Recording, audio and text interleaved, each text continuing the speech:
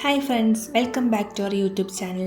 ഇന്ന് ഞാൻ കഴിഞ്ഞ വീഡിയോയുടെ സെക്കൻഡ് പാർട്ടുമായിട്ടാണ് വന്നിരിക്കുന്നത്. അതിനകത്ത് ഞങ്ങൾ സൺകോണൂറിൻ്റെ മുട്ടകൾ ഇൻക്യുബേറ്ററിൽ വെച്ച് വിരിയിച്ചതിൻ്റെ ബാക്കി വിശേഷങ്ങളുമായിട്ടാണ് ഞാൻ വന്നിരിക്കുന്നത്. കഴിഞ്ഞ വീഡിയോയിൽ അതിന് ഒരു മുട്ട വിരിയുന്ന വീഡിയോ ഞങ്ങൾ ഇട്ടത്. ഇപ്പം ബാക്കി രണ്ടുപേരും പുറത്ത് വന്നിട്ടുണ്ട്. ഇതിപ്പോൾ ഒരാൾ പുറത്ത് വരുന്നതിൻ്റെ രംഗങ്ങളെ കാണിക്കുന്നത്. നമ്മളൊട്ടും പ്രതീക്ഷിച്ചില്ല എല്ലാ മുട്ടയും വിരിഞ്ഞ് കിട്ടുമെന്ന്. പക്ഷെ നമുക്ക് വളരെ സക്സസ് ആയിട്ട് 3 പേരെയും കിട്ടിയിട്ടുണ്ട്.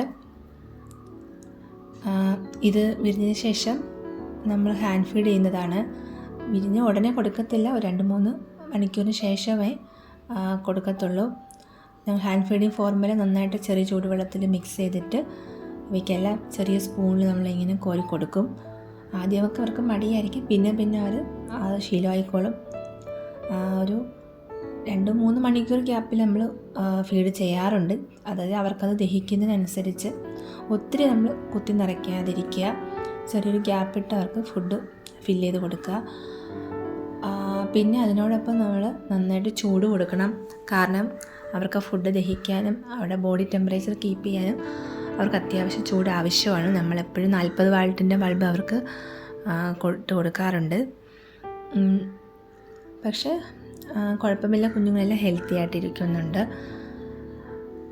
ഹാൻഡ് ഫീഡ് ചെയ്യുക എന്നുള്ളത് വളരെ ശ്രമകരമായൊരു ജോലിയാണെങ്കിലും അതല്പം വളർന്നു കഴിഞ്ഞാൽ നമുക്ക് വലിയ പാട് വരത്തില്ല. അവർ തന്നെ അവർ തന്നെ ഫീഡ് ചെയ്തോളും. പിന്നെ നമ്മളെപ്പോഴും അവർക്ക് ഫീഡ് ചെയ്തതിന് ശേഷം നന്നായിട്ട് ക്ലീൻ ചെയ്ത് കൊടുക്കണം. ഒരു തുണി കൊണ്ട് ആ ഫുഡിൻ്റെ എല്ലാ അംശങ്ങളും നമ്മൾ തുടച്ച് മാറ്റണം. അല്ലെങ്കിൽ അവർക്ക് ഇതിന് ഇൻഫെക്ഷൻ വരാൻ ചാൻസ് ഉണ്ട്. അപ്പോൾ നമ്മൾ സൂക്ഷിക്കുക. പിന്നെ നല്ല രീതിയിൽ വൃത്തിയായിട്ട് അവരെ കെയർ ചെയ്യുക. ഇതൊക്കെ നമ്മൾ മെയിനായിട്ട് ശ്രദ്ധിക്കേണ്ട കാര്യങ്ങളെന്ന് പറഞ്ഞു കഴിഞ്ഞാൽ, ഇത് കണ്ടോ, നന്നായിട്ട് തുടച്ച് കൊടുത്തിട്ട് അത് അടുത്ത ആൾക്ക് കൊടുക്കുന്ന വീഡിയോയിൽ കാണിക്കുന്നത്.